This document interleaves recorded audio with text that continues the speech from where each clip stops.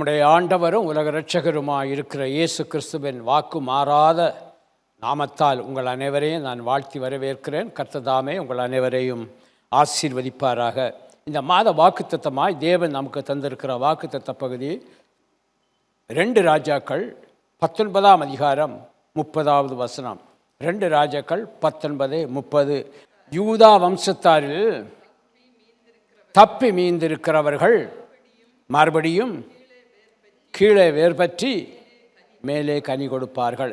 தப்பி மீந்திருக்கிற துதிக்கிற பிள்ளைகளாகிய நீங்கள் யாவரும் இந்த மாதத்தில் தேவன் சொல்லியிருக்கிறார், நீ கீழே வேர்பற்றி மேலே கனி கொடுப்பாய் என்று. நம்முடைய ஆண்டவன் நமக்கு தெரியும், நம்முடைய ஆண்டவன் நிபந்தனையின் தேவன். ஆமே.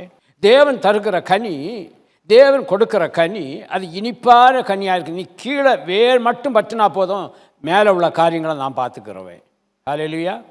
மேலே உள்ள காரியங்களை நான் பார்த்துக்கிடுவேன் என்று ஆண்டவர் சொல்லுகிறார். கனி கொடுப்பாய். ஒரு மனிதனுடைய வாழ்க்கை, ஒரு மனிதனுடைய குடும்பம் கனி கொடுக்கக்கூடிய குடும்பமாய் காணப்பட வேண்டும். கனி கொடுக்கக்கூடிய குடும்பமாய் இருக்குமாயின் அந்த குடும்பம் கர்த்தரால் ஆசீர்வதிக்கப்பட்ட ஒரு குடும்பம். மரத்திலே கனி வந்து விட்டதென்றால் அந்த கனி அந்த மரத்துக்குத்தான் சொந்தம் என்று அந்த மரம் சொந்தம் கொண்டாடாது. ஒரு மாம்பழம் வந்து விட்டது, இல்லாவிட்டால் வேறு ஏதாவது ஒரு பழம் வந்து விட்டது, அழகாக இருக்கிறது, பார்ப்பதற்கு அழகாக இருக்கிறது, இல்லாவிட்டால் விதவிதமான கனி இருக்கிறது. இந்த கனிகளெல்லாம் அந்த மரத்தில் தொங்கி கொண்டு இருக்காது. அந்த கனியானது அதன் உரிமையாளர் பறித்து அதை மார்க்கெட்டுக்கு கொண்டு வந்துடுறாங்க விற்பனைக்கு. இந்த கனிகளெல்லாம் பார்க்கும்போது எவ்வளவு சந்தோஷமாக இருக்கிறது பாருங்கள். இதை வாங்கணும், இதை வீட்டுக்கு கொண்டு போகணும், வீட்டில் கொண்டு போய் இதை புசிக்கணும். ஆண்டவரும் அதைத்தான் விரும்புகிறார். நீ கனி கொடுக்கக்கூடிய ஒரு விருட்சம் என்பதை மறந்து விடாதே. நீ கனி கொடுப்பாய் என்றால் அந்த கனி வித்தியாசமாக இருக்கும், விசேஷித்ததாக இருக்கும். ஏனென்றால் அது கர்த்தரால் அருளப்படுகிற ஒரு கனி. நீ கீழே வேர்பற்றினால் மேலே கனி கொடுப்பாய். என்ன கனின்னு உனக்கு தெரியாது, ஆனால் அது ஆண்டவருக்கு தெரியும். கர்த்தர் கனி கொடுத்து உங்கள் வாழ்க்கையை ஆசீர்வதிக்க அவர் சுத்தமுள்ளவராக இருக்கிறார். கர்த்தருடைய சத்தத்துக்கு செவி கொடுப்போம் என்றால் அது ஆமென்றும் ஆமேன் என்றும் அவர் நிறைவேற்றி தர வல்லவருமாய் இருக்கிறார். ஒரு வசனத்தை எடுத்துக்கொள்ளுங்கள். கொலேசியன்ஸ் சாப்டர் 2 verse 6 and 7. கொலேசியர் புஸ்தகம் 2ஆம் அதிகாரம் 6வது வசனமும் 7வது வசனமும். நீங்கள் கர்த்தராகிய கிறிஸ்து இயேசுவை ஏற்றுக்கொண்டபடியே, முதலாவது என்ன சொல்லப்பட்டிருக்கிறது? இயேசுவை ஏற்றுக்கொள்ள வேண்டும். இயேசுதான் மெய்யான கிறிஸ்து என்று ஏற்றுக்கொள்ள வேண்டும். இயேசுதான் என் மீட்பர் என்று ஏற்றுக்கொள்ள வேண்டும். தேவனுடைய ஆலயத்தில் நாம் காணப்படுவோம் என்றால் என் மீட்பர் என்னை மீட்டுக்கொண்டு அவருடைய வீடு ஜெப வீடு என்று சொல்லப்பட்டிருக்கிறது, அவருடைய வீடு ஆலயம் என்று சொல்லப்பட்டிருக்கிறது, அவருடைய வீடு தேவாலயம் என்று சொல்லப்பட்டிருக்கிறது, அவருடைய வீடு சபை என்று சொல்லப்பட்டிருக்கிறது. அந்த வீட்டிலே நான் காணப்பட வேண்டும். நீங்கள் கர்த்தராகிய கிறிஸ்து இயேசுவை ஏற்றுக்கொண்டபடியே. எப்படி ஏற்றுக்கொண்டீங்க? ஒவ்வொரு ஆளும் எப்படி ரட்சிக்கப்பட்டீங்க அது உங்களுக்கு தான் தெரியும். சிலர் வியாதியில் இருந்து, சிலர் பாவத்தில் இருந்து, சிலர் தரித்திரத்தில் இருந்து, சிலர் வெறுமையில் இருந்து ஆண்டவரை நாம் ஏற்றுக்கொண்டோம். ஏனென்றால் அதிலிருந்து அவர் நமக்கு ஒரு விடுதலையை தந்திருக்கிறார், ஜெயத்தை தந்திருக்கிறார். இயேசுவே மெய்யான தெய்வம் என்று அன்றைக்கு அறிக்கையிட்டோம். இன்றைக்கும் அதே அறிக்கையிடுகிறோமா? நீங்கள் கர்த்தராகிய கிறிஸ்து இயேசுவை ஏற்றுக்கொண்டபடியே அவருக்குள் வேர் கொண்டவர்களாய் காணப்பட வேண்டும். யாருக்குள்ளால? இயேசுவுக்குள்ளால, கிறிஸ்து இயேசுவுக்குள்ளால வேர் கொண்ட. உங்களுக்காகத்தான், எனக்காகத்தான், நமக்காகத்தான் ஆண்டவருடைய சரீரம் ஒரு உழுத நிலம் போல மாறினது.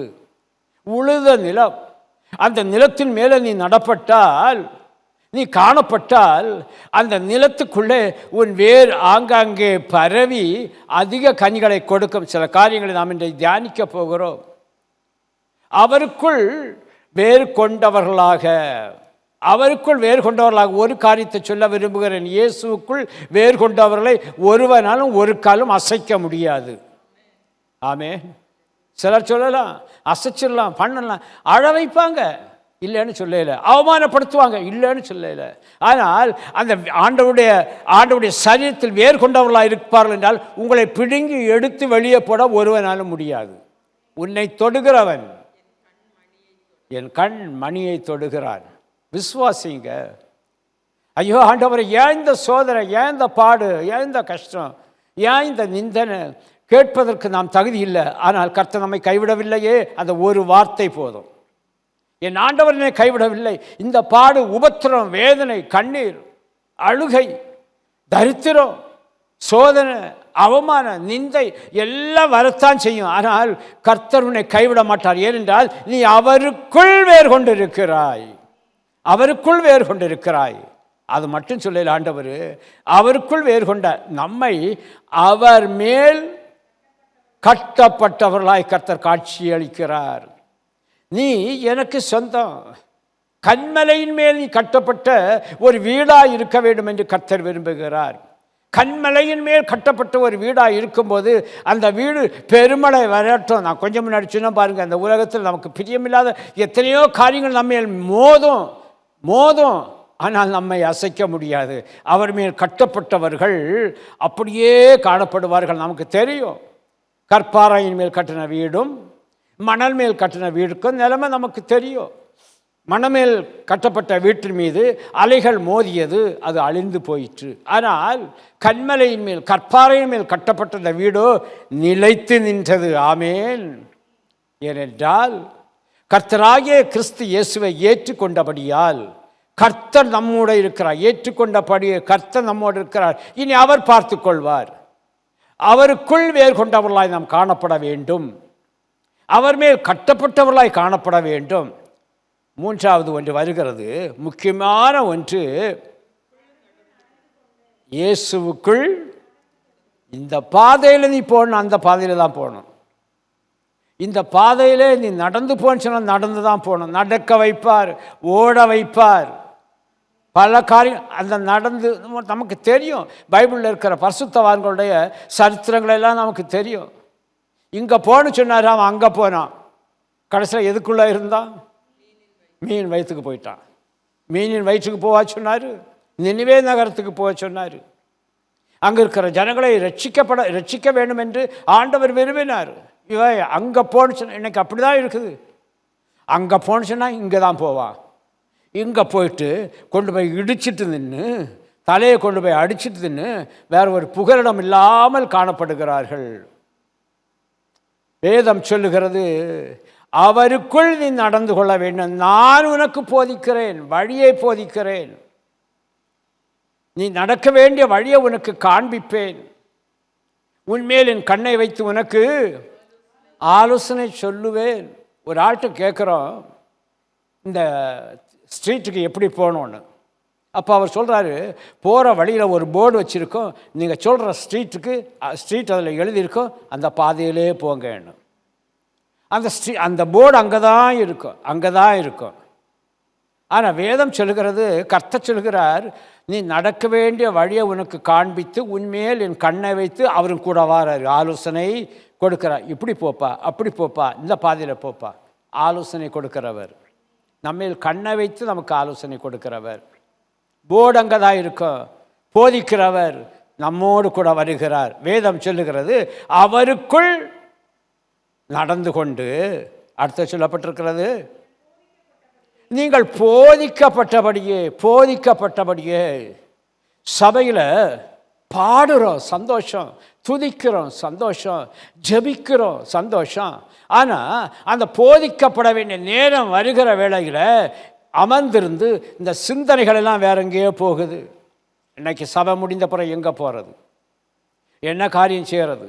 சிந்தனைகள் அந்த போதனையை ஏற்றுக்கொள்ள விடாதபடி பிசாசானவன் இந்த காதுகளை அடைத்து போடுகிறான். போதனையை ஏற்றுக்கொண்டோம் என்றால் நம்முடைய வாழ்க்கை ஒரு சாதனையாக மாறும் என்று கர்த்தர் சொல்லுகிறார்.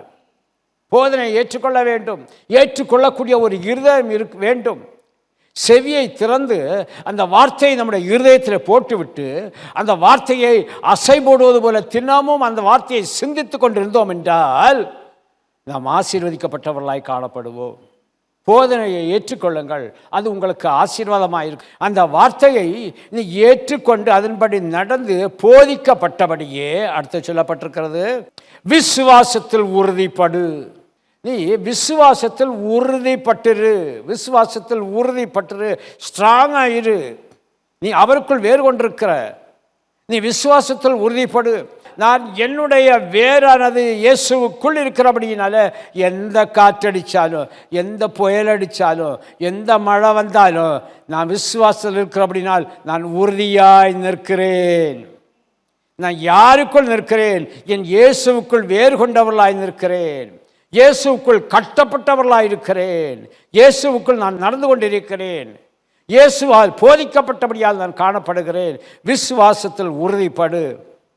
கடைசியில் சொல்லப்பட்டிருக்கிறது, எல்லாவற்றிலும் நீ உறுதிப்பட்டு ஸ்தோத்திரத்தோடே அதிலே பெருகுவீர்களாக. அதில் பெருகுவீர். ஸ்தோத்திரம், ஸ்தோத்திரம், ஸ்தோத்திரம், ஸ்தோத்திரம் பெருக பெருக பெருக பெருக ஒரு மனிதனுடைய வாழ்க்கையிலே ஆசீர்வாதம் பெருகி கொண்டே இருக்கும். ஸ்தோத்திரம் பண்ணி பாருங்க. ஸ்தோத்திர பலியிடுகிறவன் கர்த்தரை மகிமைப்படுத்துகிறார். என்னுடைய டேபிளில் ஸ்தோத்திர பலிகள் 1000. எத்தனையோ ஆண்டுகளுக்கு முன்பாய், கிட்டத்தட்ட அந்த புக்குக்கு வயசு ஒரு 40-45 வயசு இருக்கும். அதுக்கு சட்டையெல்லாம் கிழிஞ்சு போச்சு. இப்போவும் என் டேபிள் மேலே தான் அது இருக்குது. தினமும் அந்த ஸ்தோத்திர பலிகளை நான் படித்து, நான் அறிக்கையிட்டு நான் ஜெபிக்கிறேன். ஸ்தோத்திரத்தில் நீ பெருக பெருக பெருக கர்த்தருனை பெருக பண்ணிக்கொண்டே இருப்பார். உங்கள் குடும்பத்தை பெருகி பண்ணிக்கொண்டே இருப்பார். ஒரு சகோதரன் சொன்னார், எங்கள் வீடு குடிசை வீடாக தான் இருந்தது. அந்த ஸ்தோத்திர பலிகள் அந்த புஸ்தகம் கிடைத்த உடனேயே நான் அந்த புத்தகத்தை வாங்கி என் வீட்டில், அந்த குடிசை வீட்டில் அங்கும் இங்குமாய் நடந்து, அப்பா பிதாவை ஸ்தோத்திரம், அன்பின் பிதாவை ஸ்தோத்திரம், சில இடத்துல நின்று ஸ்தோத்திரம் பண்ணுவேன், சில இடத்துல முழங்கால் படி போட்டு ஸ்தோத்திரம் பண்ணுவேன், சில இடத்துல எழுமி நடந்து ஸ்தோத்திரம் பண்ணுவேன். இன்றைக்கி கர்த்தர் எனக்கு ஒரு நல்ல ஒரு மாடி வீடை கொடுத்திருக்கிறார். இது பலத்தினால் அல்ல, பராக்கிரமத்தினால் அல்ல, ஸ்தோத்திரத்திலே நீங்கள் பெருகுவீர்கள் என்றால் கர்த்தர் உங்களை பெருக பண்ணுவார். ஆமேன். விசுவாசிக்கிறவன் எவனோ அவன் வெட்கப்படுவதில்லை. என்ன சொல்லியிருக்கான்? வேதம் சொல்லுகிறது, வேதம் சொல்லுகிறது. பிரியமானவர்களே, கிறிஸ்து இயேசுவுக்குள் வேறு கொண்ட நீங்கள் அதிகம் கனிகளை கொடுக்க வேண்டும் என்று கர்த்தர் விரும்புகிறார். கடைசி காலம் இன்றைக்கு கர்த்தர் உங்களை பிடித்து அவருக்குள்ளே வேறு கொண்டவர்களாய் வேறு கொள்ளும்படியாக கர்த்தர் உங்களை ஆசீர்வதித்திருக்கிறார். நீங்கள் கனி கொடுக்கணும், நீங்கள் கனி கொடுக்கணும். கடைசியில் ஒரு பகுதி இருக்கிறது, நற்கிரியைகள் மூலமாய் நாம் கனி கொடுத்து கொண்டிருக்கிறோம். அந்த கனி கொடுக்கிற உங்களை கர்த்தர் ஆசீர்வதிப்பாராக. முதலாவது சில வார்த்தைகளை ஆலோசனையாய் உங்களுக்கு முன்பாய் நான் வைக்க விரும்புகிறேன். முதலாவதாக, ஜீவ நதியோடு ஐக்கியப்படுங்கள், மிகுந்த கனிகளை கொடுப்பீர்கள். ஜீவ நதியோடு, ஜீவ நதினா இயேசுவோடு நீங்கள் ஐக்கியப்படுங்கள். அந்த வற்றாத நதியோடு ஐக்கியப்படுங்கள். அந்த ஊற்றண்டை நீங்கள் நடப்பட்டவர்களா என்றால் நீங்கள் அவரோடு ஐக்கியப்படுங்கள். நீங்கள் மிகுந்த கனிகளை கொடுப்பீர்கள். இயேசுவுக்குள் வேர் கொண்டவர்கள் ஜீவ நதி பாய்ந்து ஓடும் ஜீவ நதியாகிய கர்த்தரோடு ஐக்கியமாக இருப்பார்கள் என்றால் அவர்கள் மிகுந்த கனிகளை கொடுப்பார்கள். மிகுந்த கனிகளை கொடுப்பார்கள். கர்த்தருக்குள் வளர்கிற ஒரு மனிதன் கனி கொடுப்பான் என்றால் வேதம் சொல்லுகிறது, அவன் மாதந்தோறும் புது கனிகளை கொடுப்பானா. மாதந்தோறும் அடுத்த பாயிண்ட் அதுதான். இப்போ பாருங்க, ஏசாயா 33:21 சொல்லப்பட்டிருக்கிறது. ஐசாயா 33:21, மகிமை உள்ள கர்த்தர் அங்கே மகா விசாலமான நதிகளும் ஆறுகளும் உள்ள ஸ்தலம் போல் இருப்பார். எவ்வளோ அழகா சொல்லப்பட்டிருக்கு பாருங்க. மகிமையுள்ள கர்த்தர் அங்கே நமக்கு மகா விசாலமான நதிகளும் ஆறுகளும் போல் உள்ள ஸ்தலங்களை, ஆறுகளும் உள்ள ஸ்தலம் போல் இருப்பாராம். எதிர்பார்க்க முடியாதது. ஆனால் கர்த்தர் சொல்லுகிறார், நான் உனக்கு விசாலமான நதியாக இருக்கிறேன், நான் உனக்கு ஆறாக இருக்கிறேன், ஆறு உள்ள ஸ்தலம் போல நான் இருக்கிறேன் என்று கர்த்தர் வாக்கு கொடுக்கிறார். கர்த்தர் வாக்கு கொடுக்கிறார். இந்த மகிமையுள்ள கர்த்தர் அங்கே என்று சொல்லப்பட்டிருக்கிறது. எங்கே என்று கேட்போம் என்றால் சங்கீதம் 92:13 எடுத்து பாருங்க. சங்கீதம் 92:13. கர்த்தருடைய ஆலயத்திலே நாட்டப்பட்டவர்கள் மகிமையுள்ள கர்த்தர் அங்கே எங்கே, நாம் நடப்பட்ட வேரூன்றிய இடத்தில். கர்த்தருடைய ஆலயத்திலே நாட்டப்பட்டவர்கள் தேவனுடைய பிரகாரங்களில் செழித்து இருப்பார்கள். தேவனுடைய பிரகாரங்களிலே நமக்கு விசாலமான நதிகளும் ஆறுகளும் உள்ள ஸ்தலம் போல கர்த்தர் இருக்கிறார். அவர்கள் செழித்திருப்பார்கள் என்று வேதம் சொல்லுகிறது. மகிமையுள்ள கர்த்தர் எங்கே இருக்காரோ அங்கே நீ இருந்தியன்னா நீ நீர்க்கால்களின் ஓரமாய் நடப்பட்டு தன் காலத்து தன் கனியை தந்து இலையுதிரா மரத்தை போல் இருப்பாய். ஆமேன். நீ தேவனுடைய ஆலயத்தில் நடப்படாமல் வேறு எங்கேயாவது நடப்பட்டால் அங்கே துன்மார்க்கன் இருப்பான், பாவிகள் இருப்பான், பரியாசக்காரர் இருப்பான், உனக்கு கனி கொடுக்க விட மாட்டான். தேவ ஜனமே, தேவ பிள்ளைகளே, கர்த்தருடைய வேதத்தில் பிரியமாய் இருந்து நீ வேறு ஒன்றுவாய். எக்காலத்திலும் கர்த்தரை ஸ்தோத்தரி, நீ மிகுந்த கனிகளை கொடுப்பாய். நீ மிகுந்த கனிகளை கொடுப்பாய். ஒரு மரம் இவ்வளவுதான் கனி கொடுக்கணும் ஒரு லிமிட் இருந்தாலும் கூட அதை விட நீ அதிகமாய் கொடுப்பாய். ஏனென்றால் நீ கர்த்தருக்குள் வேரூன்றி நிற்கிறாய். அவருடைய சரீரத்திலே வேரூன்றி நிற்கிறாய். அவருடைய திருச்சபையில் நீ வேரூன்றி நிற்கிறாய். செழிப்பான இடத்தில் நீ வேரூன்றி நிற்கிறாய். மிகுந்த கனிகளை கொடுப்பாய். கனிகளை கொடுப்பது மட்டுமன்றி பலர் சொல்வார்கள், அந்த வேர் மரம் நட்டால் அந்த வேர் வழியாய் புழு பூச்சிகள் உள்ளே ஏறி அந்த வேர்களை அழித்துவிடும், அந்த செடியை அழித்துவிடும். ஆனால் நீ நடப்பட்ட இடமோ எப்படிப்பட்ட இடம் தெரியுமா? ஒரு பரிசுத்தருடைய சரீரத்தில் நீ நடப்பட்டாய் என்றால் உன்னையும் ஆசீர்வதிக்கப்படுவாய், ஒரு குடும்பமும் ஆசீர்வதிக்கப்படும். ரோமரின் புஸ்தகம் 11:16. ரோமன்ஸ் 11:16 பரிசுத்தமாயிருந்தால் முழுவதும் பரிசுத்தமாயிருக்கும். வேறானது பரிசுத்தமாயிருந்தால் கவனித்துக் கொள்ளுங்க. பரிசுத்தருக்குள்ளே நீ கீழே வேர் பற்றி கர்த்தராகிய கிறிஸ்துவின் மேல் நீ வேர் பற்றி அவருக்குள் வேர் கொண்டவர்களாய் நீ காணப்படுவாய் என்றால் உன்னுடைய வேர் பரிசுத்தமாயிருக்கும். ஆமேன், ஆமேன். அதில் துன்மார்க்கன் வர முடியாது, துஷ்டன் வர முடியாது, பொய்யன் வர முடியாது, பாவி அங்கே வர முடியாது, பரியாசக்காரன் வர முடியாது. எந்த புழு பூச்சிகளோ உன் வேரை அழிக்க முடியாது. நீ வேர் கொண்டபடியே நீ நிலைத்திருப்பாய்.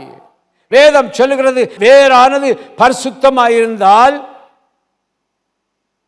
அதன் கிளைகளும் பரிசுத்தமாயிருக்கும். ராமே சொல்லுவோமா? அதுக்கு கிளைகள் வருது, கனியை மட்டும் சொல்ல, இப்போ கிளைகள் சொல்றாரு. நீ பரிசுத்தமாக இருந்தால் உன் குடும்பமும் பரிசுத்தமாக இருக்கும். மனைவியாக இருந்தால் மனைவி பரிசுத்தமாக இருப்பாங்க, புருஷனாக இருந்தால் புருஷன் பரிசுத்தமாக இருப்பார், பிள்ளைகள் பரிசுத்தமாக இருப்பார்கள், அடுத்த தலைமுறை பரிசுத்தமாக இருக்கிறோம். ஏனென்றால் இங்கு வேறானது கர்த்தருக்குள் நிற்கிறது, இயேசுவுக்குள் நடப்பட்டிருக்கிறது, திருச்சபைக்குள் நடப்பட்டிருக்கிறது. அது செழுமையாக இருக்கிறது. அந்த வேரை ஒன்றுமளிக்க முடியாது. வேர் புழு என்று சொல்வார்கள். வேர் புழு செடிகளை அழிக்குமாம். ஆனால் இதில் புழுவும் வர முடியாது, பூச்சியும் வர முடியாது, பிசாசானவன் வர முடியாது, சாத்தானும் வர முடியாது. யோபுவை அழிக்கலாம் என்று சாத்தான் எவ்வளவோ ட்ரை பண்ணான், எவ்வளவோ முயற்சி பண்ணான். ஆனால் யோபு என்ன சொன்னா தெரியுமா? என் மீட்பர் உயிரோடு இருக்கிறார்.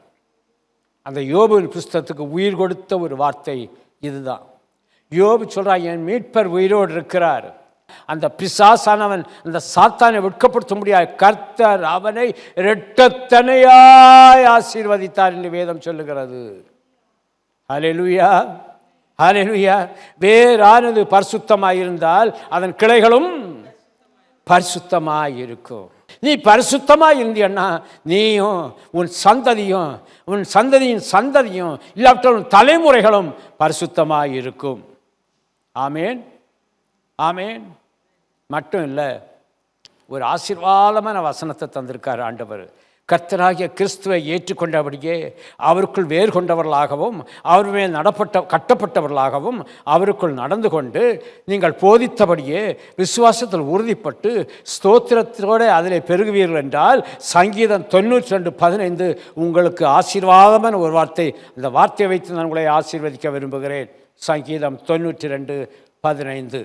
அவர்கள் முதிர் வயதிலும் கனி தந்து புஷ்டியும் பசுமையுமாய் இருப்பார்கள். முதிர் வயதிலும் கனி கொடுப்பாங்க.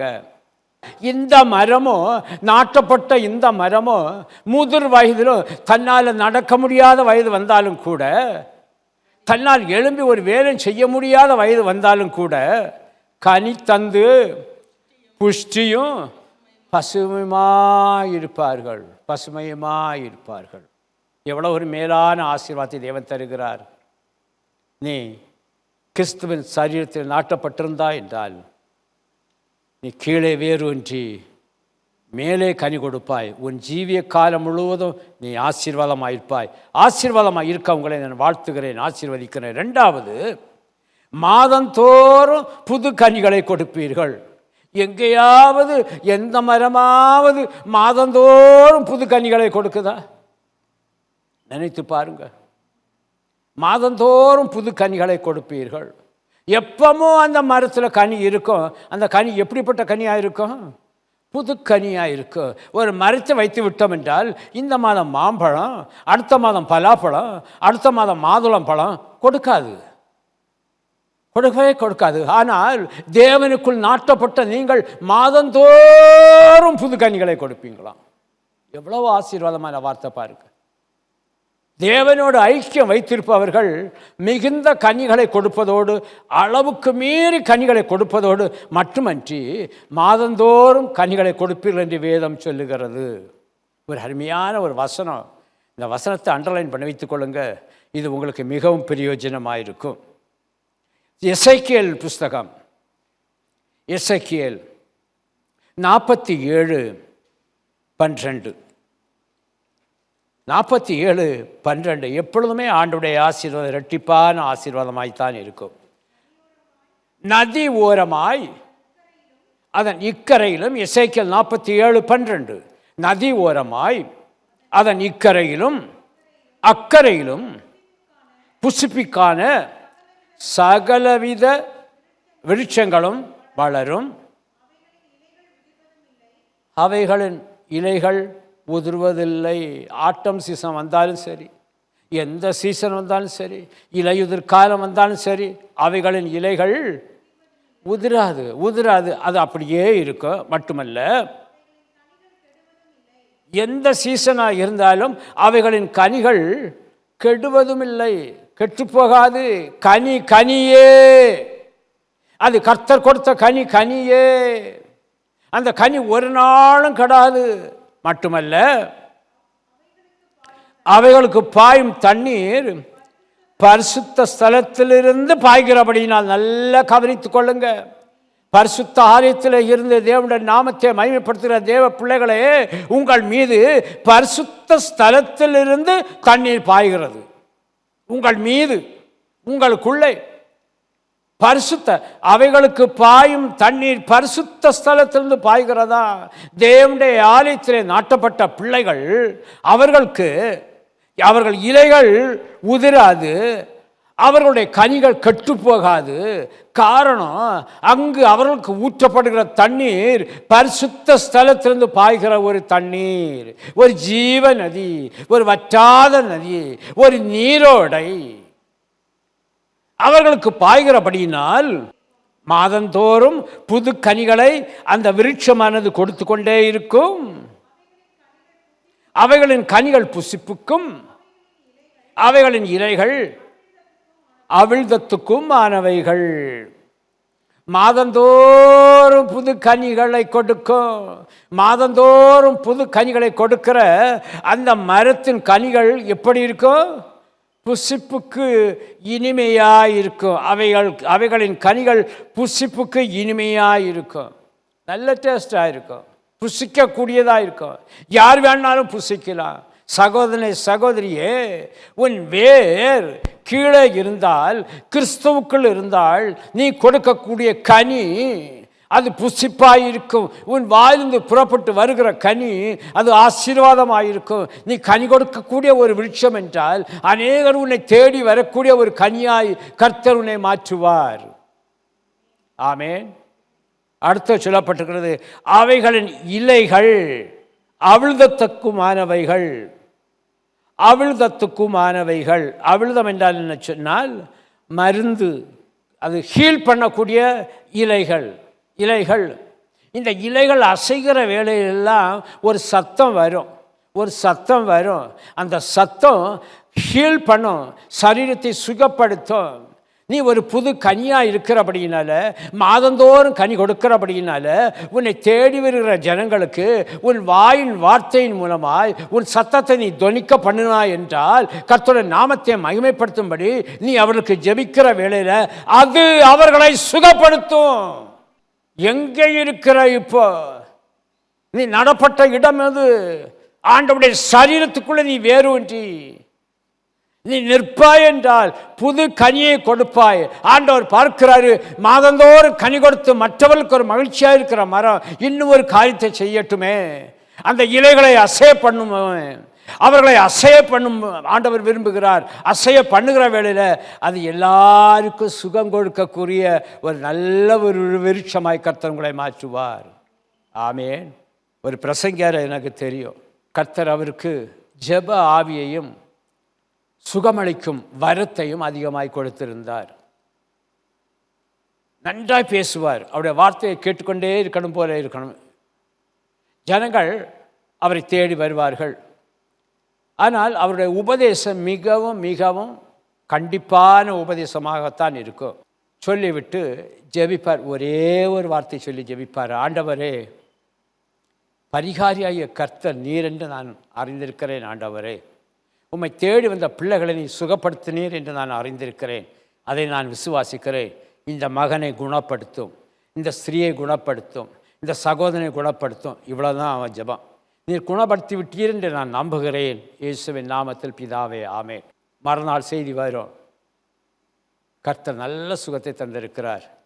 4 பேரோடு வந்தவர்கள் ஒரு மனிதனை தூக்கி கொண்டு கட்டிலோடு சேர்ந்து தூக்கினவர்கள் போகும்போது 4 பேர் மட்டும் நடந்து போனார்கள் அல்ல, அந்த 5வது மனிதனும் அவரோடு சேர்ந்து நடந்து போனானாம். இயேசு சுகமாக்கினாராம். அதே அற்புதம் தான் நடந்து கொண்டிருந்தது. இன்றைக்கு நான் சொல்லுகிறேன், ஒரு புது கனியை நீங்கள் கொடுக்குறீங்க.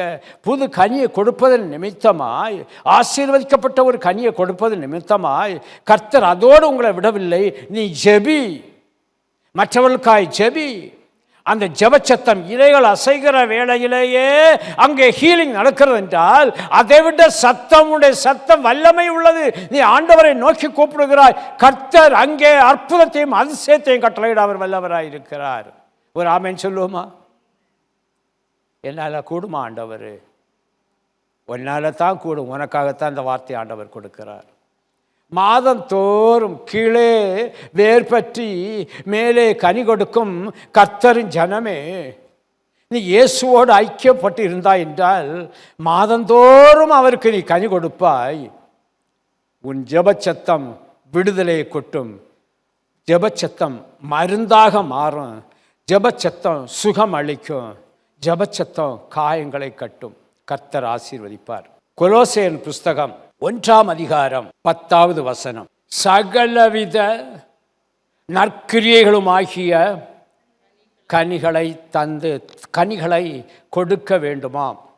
சகலவித நற்கிரியைகளுமாகிய கனிகளை கொடுக்க வேண்டும். முதலாவது, ஆண்டவரோடு ஐக்கியம் வைத்திருக்கிறவர்கள் மிகுந்த கனிகளை கொடுப்பார்கள். 2வதாக, மாதந்தோறும் கனி கொடுக்கும்படியாக கர்த்தர் ஆசீர்வதிக்கிறார். 3வதாக, சகலவித நற்கிரிகளுமாகிய கனிகளை கொடுப்பீர்கள். கனிகளை தந்து கனிகளை கொடுப்பீர்கள். இது ஒரு விசேஷித்த கனி, இது விசேஷித்த ஒரு ஆசீர்வாதம். யோவான் 15:16 வாசிங்க. John chapter 15 verse 16. யோவான் 15:16. நீங்கள் என்னை தெரிந்து கொள்ளவில்லை, தாயின் கருவிலே நான் உங்களை தெரிந்து கொண்டேன். நீங்கள் என் நாமத்தினாலே பிதாவை கேட்டுக்கொள்வது எதுவோ அதை அவர் உங்களுக்கு கொடுக்கத்தக்கதாக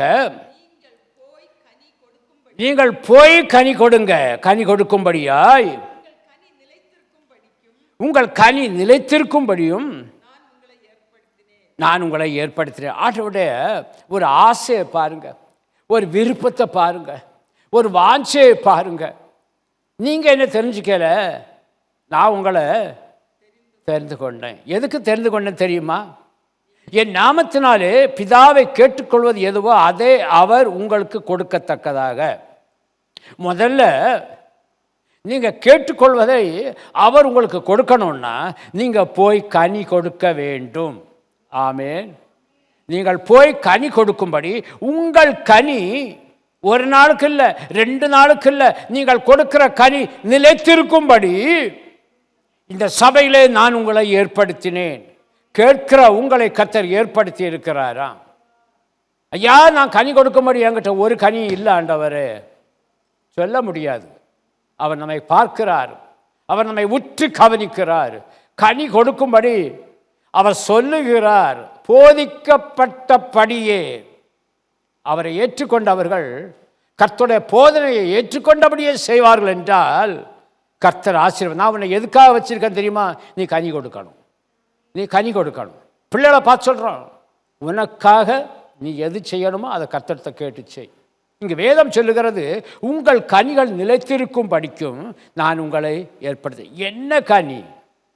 என்ன கனி? மேத்யூ சாப்டர் 25, 34, 35 and 36 வாசிங்க. அப்பொழுது ராஜா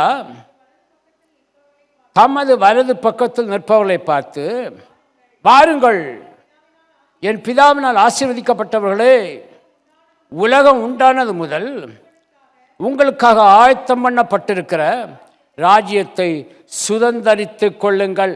நற்கிரிகளின் கனி, சகலவித நற்கிரிகளும் ஆகிய கனி. இங்க நற்கிரியை செய்யும்படியாய் ஆண்டவர் நம்மை தெரிந்து கொண்டார். அதன்படி 35வது வசனத்தில் சொல்லப்பட்டிருக்கிறது, நான் பசியாயிருந்தேன், எனக்கு போஜனம் கொடுத்தீர்கள். தாகமாயிருந்தேன், என் தாகத்தை தீர்த்தீர்கள். அந்நியனாயிருந்தேன், என்னை சேர்த்து கொண்டீர்கள். வஸ்திரம் இல்லாதிருந்தேன், எனக்கு வஸ்திரம் கொடுத்தீர்கள். வியாதியாயிருந்தேன், என்னை விசாரிக்க வந்தீர்கள். காவலில் இருந்தேன், என்னை பார்க்க வந்தீர்கள். சகலவித நற்கிரிகளும் ஆகிய கனிகள். இதற்காக நீங்கள் என்னை தெரிந்து கொள்ளவில்லை, நான் உங்களை தெரிந்து கொண்டேன். கர்த்தர் கனி கொடுக்கும்படி உங்களை ஆசீர்வதித்திருக்கிறார். உங்கள்கிட்ட இருக்குது இந்த ஆசீர்வாதம் எல்லாம். பசியாக இருக்கிறவனுக்கு ஒருவேளை ஆகாரம் கொடுக்க என்னால் முடியாது ஆண்டவரே, எனக்கு அதுக்கு தகுதியில்லை என்று ஒருவரும் சொல்ல முடியாது, சொல்ல முடியாது. முதல் வார்த்தை பசியாக இருந்தேன், நீ அவனுக்கு கனி கொடுத்தா என்றால் அது எனக்கு கனி கொடுக்கிறது தான். நற்கிரியைகளின் கனி. நற்கிரி. தாகமாயிருந்தேன், என் தாகத்தை தீர்த்தீர்கள். அந்நியனாயிருந்தேன், முன்பின் அறியாதவனாயிருந்தேன், என்னை சேர்த்து கொண்டீர்கள். முன்பின் அறியாதவர்கள் வந்து கேட்குறாங்க, ஐயா கொஞ்சம் கஷ்டமாக இருக்குது, ஏதாவது ஒரு உதவி செய்யுங்க. ஐயா எனக்கு இந்த இடத்துக்கு போகணும், எனக்கு அந்த வழியை கொஞ்சம் சொல்லுங்கள், எனக்கு கூட தெரியாது. சிலர் வாய் திறந்து பேசுவதில்லை. கனி இருக்குது இவங்கள்ட்ட, ஆனால் அந்த கனியை கொடுப்பதுக்கு விருப்பமில்லை. அந்த கனியை ஒரு மரம், முதல் சின்னவழி ஒரு மரத்தில் கனி இருந்தால் அந்த மரம் அந்த கனியை புசிப்பது கிடையாது, அது மற்றவர்களுக்கு பிரயோஜனமாய் மாற்றுகிறது. அடுத்த பாருங்க, வஸ்திரம் இல்லாமல் இருந்தேன், எனக்கு வஸ்திரம் கொடுத்தீங்க. வஸ்திரம் கொடுத்தீங்க, எனக்கு வஸ்திரம் கொடுத்தீங்க. என்கிட்ட இருக்குது, என்னால் கொடுக்க முடியும். நீங்கள் போய் கனி கொடுக்கும்படிக்கு, உங்கள் கனிகள் நிலைத்திருக்கும்படிக்கு நான் உன்னை தெரிந்து கொண்டேன், எதிர்பார்த்து நிற்கிறார். நான் உன்னை ஏற்படுத்தினேன், ஆல்ரெடி நான் உன்னை ஏற்படுத்தி விட்டேன். உன்னை தெரிந்து கொண்டு இதற்காக அந்த தகுதியை கொடுத்து விட்டேன். எத்தனை பேர் இந்த ஆண்டவர் சொன்ன அந்த காரியங்களுக்காய் நம்மை நாமே அனுமதித்திருக்கிறோம், நம் கரத்தை நீட்டியிருக்கிறோம். இல்லாவிட்டால் கண்களை மூடிக்கொண்டு நான் நடக்கிறோமா? வியாதியாயிருந்தேன், என்னை விசாரிக்க வந்தீங்க, விசாரிக்க வந்தீங்க. ஆரம்ப நாட்களில் நாங்கள் ஹாஸ்பிட்டலுக்கு போவோம், ஜெபத்துக்காக கூப்பிடுவாங்க, போவோம், ஜெபிக்க போவோம். ஹாஸ்பிட்டலில் இருக்கிறவங்கள பார்க்க இன்றைய வரைக்கும் சொல்லுகிறேன், ஹாஸ்பிட்டலில் போய் அவ்வளோ சீரியஸாக இருக்கும், அவ்வளோ சீரியஸாக இருந்தவங்களுக்கு போய் ஜெபித்துட்டு வந்தோம். ஒருவருடைய ஜீவனை கூட கர்த்தர் எடுக்கவில்லை. கர்த்தர் அவரை உயிரோடு வைத்திருக்கிறார். வியாதியாக இருந்த என்ன எப்படி அம்மா இருக்கீங்க, நல்லா இருக்கீங்களா, அப்படி இருக்கீங்களா, எப்படி இருக்கீங்களா, ஆறுதலான வார்த்தை. வியாதியில் இருக்கிறவன் ஒரு ஆறுதலான வார்த்தை கிடைக்காதா? எனக்கு ஜெபிக்க ஒருவர் வரமாட்டாங்களா? அப்படி தான் இருப்பாங்க, கேட்பாங்க. வேதம் சொல்லுகிறது, வியாதியாக இருந்த என்னை விசாரிக்க வந்தீர்கள், காவலில் இருந்தேன் என்னை பார்க்க. ஒரு வார்த்தை, நான் ஆவியின் கனி எனக்குள் இருக்குமாயின் நான் கர்த்தருக்கு கொடுப்பேன் என்றால் பரவாயில்லை, கர்த்தர் உங்களுக்கு பரிபூர்ண சுகத்தை கொடுப்பார். வஸ்திரம் இல்லையா, இந்த வஸ்திரத்தை நீங்கள் வச்சுக்கோங்க, அது பழசோ புதுசோ, அது அவனுக்கு ஒரு வஸ்திரம் தேவை. பசியாக இருக்கிறேன், நான் உங்களுக்கு போஜனம் போடுறேன். எவ்வளவு கர்த்தருடைய நாமம் எவ்வளவு மகிமைப்படும். ஆண்டவர் சொல்வார், இந்த கனி கொடுக்கக்கூடிய இந்த மனிதன், இந்த விருட்சம் எனக்குள்ளே வேரூன்றி இருக்கிறபடினால் என்னை போலவே அவன் எல்லா காரியத்தையும் செய்கிறான். கர்த்தர் தம்முடைய மகிமைக்கும் தம்முடைய கிரியைக்கும் ஒப்பிட்டு நம்மளை வைத்திருக்கிறார். பிரியமானவர்களே, கனி கொடுக்கக்கூடிய ஒரு விருட்சமாய் மாறுங்க. தவறாமல் கனி கொடுப்பீங்க. ஆனால் ஒன்று, இயேசுவோடு இந்த ஐக்கியத்தை வைத்துக்கொள்ளுங்க. அதுதான் உங்களுக்கு ஒரு ஆசீர்வாதம். ஏதோ கடமைக்கு ஆண்டவரை போய் பார்ப்பதல்ல, கடமைக்கு ஜெபிப்பதல்ல. எத்தனை பேர் வீட்டில் ஜெபிக்கிறவர்களில் மற்றவர்களுக்காக ஜெபித்திருக்கிறோம். வியாதியிலும் பாடுகளும் கஷ்டங்களும் உபத்திரங்களும் இருக்கிறவர்களுக்கு ஒரு விடுதலை தாரும் ஆண்டவரே. அதற்காகத்தான் என்னை வைத்திருக்கிறேன் ஆண்டவரே. நான் ஜெபிக்கிறேன் ஆண்டவரே. என் காதுகளில் யாருக்கு மரண சத்தமும் கேட்கக்கூடாது, அழுகையின் சத்தம் கேட்க. ஜெபிக்கிறோமா? கொஞ்சம் சிந்தித்து பாருங்க. கர்த்தர் நம்மை ஆசீர்வாதத்தில் ஒரு ஊற்றாய் வைத்திருக்கிற காரணம் வேதம் சொல்லுகிறது, நீங்கள் போய் கனி கொடுக்கும் படிக்கும், உங்கள் கனிகள் நிலைத்திருக்கும் படிக்கும் நான் உங்களை ஏற்படுத்தினேன். ஒரே ஒரு வசனத்தை நான் சொல்லி முடிக்க விரும்புகிறேன். ஜீவாதிபதியாகிய ஆண்டவரோடு ஐக்கியமாயிருங்கள், ஜீவ தண்ணீராகிய இயேசுவோடு ஐக்கியமாயிருங்கள், மிகுந்த கனிகளை கொடுப்பீர்கள். மாதந்தோறும் புது கனிகளை கொடுப்பீர்கள், சகலவித நற்கிரிகளும் ஆகிய கனிகளை கொடுப்பீர்கள். கீழே வேர்பற்றி மேலே கனி கொடுப்பீர்கள். ஒரு வசனம் யோவான் 15:8. யோவான் 15:8 மிக முக்கியமான ஒரு வசனம். நீங்கள் மிகுந்த கனிகளை கொடுப்பதினால் யார் மகிமைப்படுவாங்க? பிதா மகிமைப்படுவார். எனக்கு சீஷராய் இருப்பீர்கள், எனக்கும் சீஷராய் இருப்பீர்கள். நீங்கள் மிகுந்த கனிகளை கொடுப்பதினால் என் பிதா மகிமைப்படுவார், எனக்கு சீஷராய் இருப்பீர்கள். ஒரு நல்ல எண்ணம் கொண்ட ஒரு நல்ல மனுஷனை நான் உங்களுக்கு முன்பாக வைக்க விரும்புகிறேன். அந்த மனுஷனுடைய மகனுக்கு ஃபீஸ் கட்டுறதுக்கு ஆயத்தமாக இருக்கிறார். ஃபீஸ் கட்ட போனோம். ஒரு வாரத்துக்கு முன்பாகவே, அந்த டியூ டேட்டுக்கு முன்பாகவே ஃபீஸ் கட்டுவதற்காக இவர் ஆயத்தமாக இருக்கிறார். மகனிடம் சொல்லுகிறார், மகனே நான் இன்றைக்கு உன்னோடு கூட வருகிறேன், ஸ்கூலுக்கு வர்றேன், உனக்கு அந்த எக்ஸாம் ஃபீஸ் நான் கட்டுகிறேன் என்று சொன்னார். 2 பேருமா புறப்பட்டு போனார்கள். வழியில் இன்னொரு மனிதனை பார்த்தார். அவரும் தேவனுக்கு பயப்படுகிற ஒரு மனிதன் தான். அவர் வந்து சொன்னார், ஐயா எங்கே போகிறீங்க? பையனுக்கு ஃபீஸ் கட்டலான்னு இருக்கிறேன், ஃபீஸ் கட்ட போகிறேன், எனக்கு ஒரு உதவி செய்வீங்களா ஐயா? உங்கள் பையனோட தான் என் பையனும் படிச்சிட்ருக்கிறான், என் பையனும் எக்ஸாம் எழுத போகிறான், ஃபீஸ் கட்டுறதுக்கு என்கிட்ட எதுவுமே இல்லை ஐயா, எதுவுமே இல்லையா, கொஞ்சம் உதவி செய்வீங்களா ஐயா? பார்த்தார். எந்த பதிலும் சொல்லாமல் மகனிடம் சொன்னாராம், நீ ஸ்கூலுக்கு போ, கர்த்தர் பார்த்து கொள்வார். அந்த மகனுக்கு கட்ட வேண்டிய பணத்தை இவரிடம் கொடுத்து, உங்கள் பையனுக்கு நீங்கள் ஃபீஸ் கட்டிடுங்க அப்படின்னு சொல்லி கொடுத்து அனுப்பி விட்டாரா. இவர் ஸ்கூலுக்கு போனார், ஃபீஸ் கட்டினார். ஃபீஸ் கட்டிட்டு வெளியே வரும்போது அந்த ஸ்கூல் பிரின்சிபால் கேட்டாராம், ஒழுங்காக ஃபீஸே கட்ட மாட்டீங்க, இப்போ எக்ஸாம் ஃபீஸ் எப்படி கட்டுனீங்க அப்படின்னு கேட்டாராம். இவர் சொன்னாரா, ஐயா ஒழுங்காக ஃபீஸ் கட்ட என்னால் முடியலை, ஆனால் எக்ஸாம் ஃபீஸ் கட்டுறதுக்காக நான் போய் கொண்டிருந்த வேளையில் ஒரு தேவ மனிதனை சந்தித்தேன். அவரும் இங்கே ஃபீஸ் கட்டுறதுக்கு தான் வந்துட்டுருக்காரு. அவர் ஒழுங்காக ஃபீஸ் கட்டுவார். அவரை உங்களுக்கு தெரியும், அவர் பேரே சொல்லியிருக்கிறார். அப்படியா? அவர் என்ன சொன்னார்? அவர் பையனுக்கு கட்ட வேண்டிய பணத்தை என்கிட்ட கொடுத்துட்டு அவர் திரும்பி போயிட்டார். பிரின்சிபால் அப்படியே பார்த்தாராம்.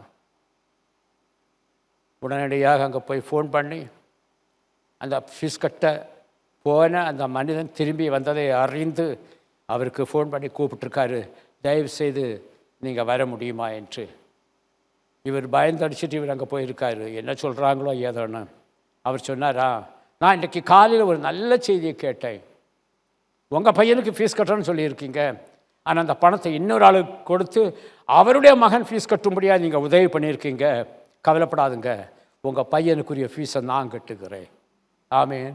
எல்லாவற்றையும் பார்த்து கொண்டிருக்கிறார் நம்முடைய ஆண்டவர். எல்லாவற்றையும் பார்த்து கொண்டிருக்கிறார். எவ்வளோ ஒரு சந்தோஷம் அந்த மனுஷனுக்கு இருந்திருக்கும். நீங்கள் மிகுந்த கனிகளை கொடுப்பதனால் என் பிதா மகிமைப்படுவார். எனக்கும் நீங்கள் யாராக இருப்பீங்க? அதுக்காகத்தான் நான் உங்களை தெரிந்து கொண்டேன். எழுந்து நிற்போமா? அதற்காகத்தான் நான் உங்களை தெரிந்து கொண்டேன். கர்த்தர் உங்களை ஆசீர்வதிக்க விரும்புகிறார். Glory to God. எதிலையெல்லாம் நான் பின்தங்கினவளாய் காணப்பட்டேன். எதற்கெல்லாம் என் இருதயத்தை நான் வேறு திசையாய் திருப்பினேன். இயேசுவுக்குள் நான் வேறு கொண்டவளாய் காணப்படுகிறேன். இயேசுவுக்குள் கட்டப்பட்டவளாய் காணப்படுகிறேன். இயேசுவுக்குள் நடப்பட்டவர்களாய் காணப்படுகிறேன். இயேசுவின் விசுவாசத்திலே உறுதி உள்ளவனாய் காணப்படுகிறேன். இயேசுவுக்கு ஸ்தோத்திரம் செலுத்துகிறேன். ஆனால் கீழே வேர் பற்றி மேலே கனி கொடுக்கிறோமா? கொஞ்சம் சிந்தித்து பாருங்க. நீ ஆண்டவரோடு ஐக்கியமாக இருந்தாய் என்றால் சங்கீதம் 1:1 நீ துன்மார்க்கனோடு சேர மாட்டாயே, பாவிகளோடு உன் தொடர்பை வைத்துக்கொள்ள மாட்டாயே, பரியாசக்காரன் உட்காரும் இடத்துல உன்னை பார்க்க முடியாது.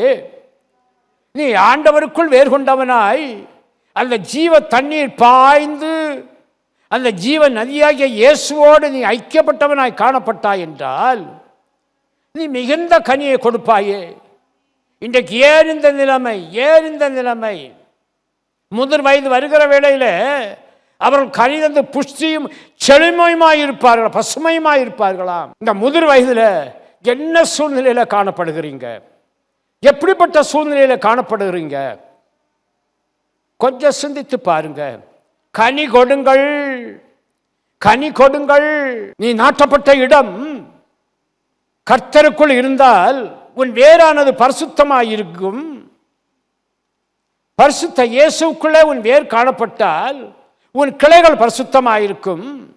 உன் சந்ததியும் பரிசுத்தமாயிருக்கும்.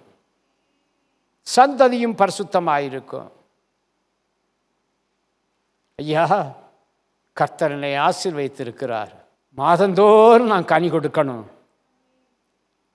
என் இலைகள், நான் ஒரு ஹீலிங், ஆண்டவரே அதற்கு ஒரு மருந்தாய் நான் இருக்க வேண்டும். கனியும் கொடுக்கணும், நான் மருந்தாகவும் இருக்கணும். நினைத்தாலே போதும், கர்த்தர் உன்னை ஆசீர்வதிப்பார். புது கனி மற்ற ஜனங்கள் மத்தியில் அவர்களுக்கு ஆசீர்வாதமாக இருக்கும்.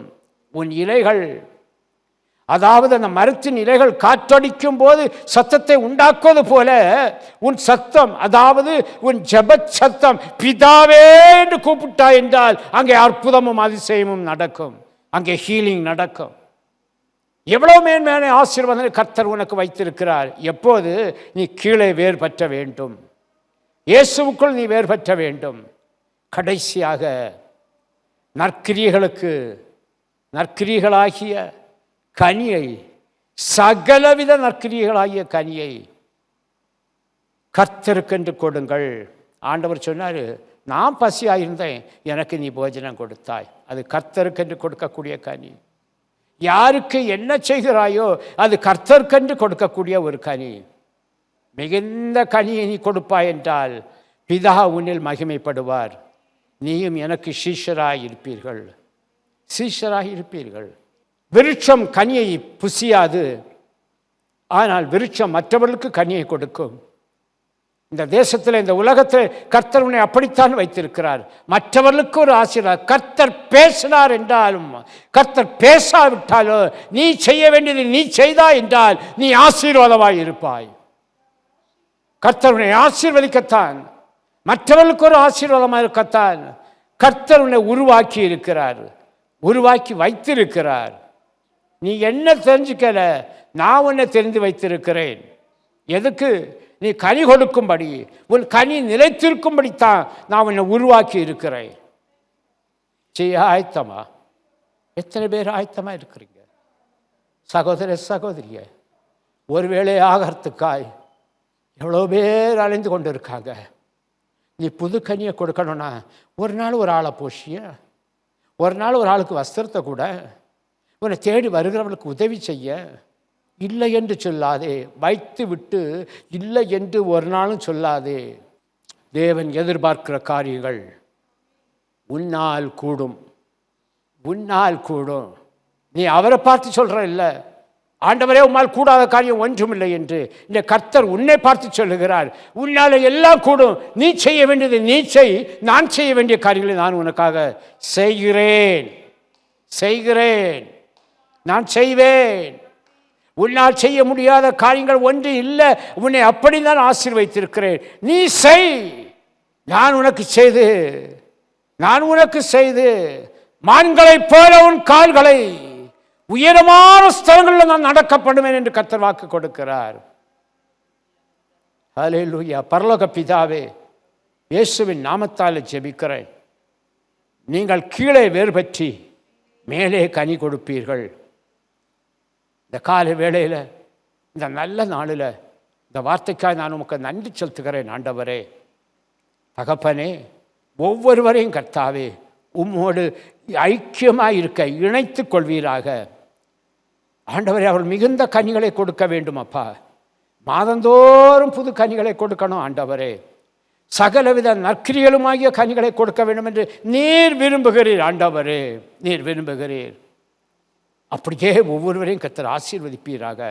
விசேஷமாக இன்றைக்கு சொன்னீரே ஆண்டவரே, அந்த விருட்சத்திற்கு ஒரு பவர், ஒரு வல்லமை இருக்கிறது என்று சொன்னீரே. அவைகளின் இலைகள் அவிழ்தத்துக்கு ஒத்தவைகள் என்று சொன்னீரே ஆண்டவரே. அதே போல இவர்களையும் அநேகத்துக்கும் ஆண்டவரை சுகமளிக்கக்கூடிய அந்த வல்லமையை கொடுத்து இவளை நீர் பலப்படுத்தும்படியாக ஜெபிக்கிறேன், நம்முடைய கருத்தில் ஒப்பு கொடுக்கிறேன். இன்றைக்கும் இயேசுவின் நாமத்தால் ஜெபிக்கிறேன் ஆண்டவரே. எங்கள் ஜெபத்தை தள்ளாமலும் உம்முடைய கிருபை எங்களை விட்டு விலக்காமல் இருக்கிற தேவனே, உமக்கு ஸ்தோத்திரம் உண்டாகும்படியாக ஜெபிக்கிறேன். எங்கெல்லாம் வியாதியிலே, கஷ்டத்திலே, பாடுகளிலே, உபத்திரவங்களிலே, அவமானத்திலே, நிந்தனைகளிலே, தரித்திரத்திலே இருக்கிறார்களோ அவளுக்காக ஜெபிக்கிறேன் கர்த்தாவே. எங்களை ஒரு கனி கொடுக்கக்கூடிய ஒரு விருட்சமாய் நீர் வைத்திருக்கிறபடினால் நாங்கள் ஜெபிக்கிறோம் கர்த்தாவே. இந்த பாடுகளை எல்லாம் நாங்கள் தாண்டி வந்திருக்கிறோம் ஆண்டவரே. இவைகள் ஒன்றும் எங்களை சேதப்படுத்தவில்லை ஆண்டவரே. இந்த ஜனத்துக்காய் மறுபடியுமாய் கனி கொடுக்கக்கூடிய ஒரு விருட்சமாய் எங்களை புதுப்பியும் ஆண்டவரே. மாதந்தோறும் மட்டுமல்ல, தினந்தோறும் கனி கொடுக்கும்படியாய் எங்களை ஒவ்வொருவரையும் ஆசீர்வதிக்கும்படியாய் ஜெபிக்கிறேன். கர்த்தர் செய்ய வல்லவர், அதற்காய் ஸ்தோத்திரம் ஆண்டவரே. செய்ய வல்லவர், அதற்காய் ஸ்தோத்திரம் ஆண்டவரே. நாங்கள் மிகுந்த கனிகளை கொடுப்பதினால் என் பிதா மகிமைப்படுவார் என்றால், நாங்கள் உமக்கு சீஷலாயிருப்போம் என்றால், இன்றைக்கே அந்த கிருபையை தந்து, அந்த ஆசீர்வாதத்தை தந்து ஒவ்வொருவரையும் கர்த்தர் வழி நடத்தும்படியாக ஜெபிக்கிறேன். பாதுகாத்து கொள்ளும், ஆசீர்வதியும். இந்த தேவ செய்தி உங்களுடைய பிள்ளைகளுக்கு ஒரு ஆசீர்வாதமாக இருக்கிற அப்படினால், இதன் மூலமாய் இவர்கள் இனி அநேக கனிகளை கொடுக்கும்படியாய் ஒவ்வொருளையும் கர்த்தர் ஆசீர்வதிக்கும்படியாய் நான் ஜெபிக்கிறேன், உங்களுடைய கருத்தில் ஒப்பு கொடுக்கிறேன். கர்த்தர் பெரிய காரியங்களை செய்வீராக. இயேசுவின் நாமத்தில் பிதாவே, ஆமேன், ஆமேன், ஆமேன். எல்லாரும் இருதயத்தின் மீது கருத்தை வைத்து சத்தமாக சொல்லுவோமா? என் ஆத்துமாவே, என் முழு உள்ளமே அவருடைய பரிசுத்த நாமத்தை ஸ்தோத்திரி. என் ஆத்துமாவே கர்த்தரை ஸ்தோத்திரி. கர்த்தர் செய்த சகல உபகாரங்களை மறவாதே. ஆமேன். நம்முடைய கர்த்தராகிய இயேசு கிறிஸ்துவின் கிருபையும், பிதாவாகிய தேவனுடைய அன்பும், பரிசுத்தாவியோட ஐக்கியமும் என்றும் என்றும் சதா காலங்களிலும் உங்கள் அனைவரோடும் கூட இருப்பதாக. ஆமேன், ஆமேன். கர்த்தர் உங்கள் ஒவ்வொருவரையும் ஆசீர்வதிப்பாராக. ஆமேன்.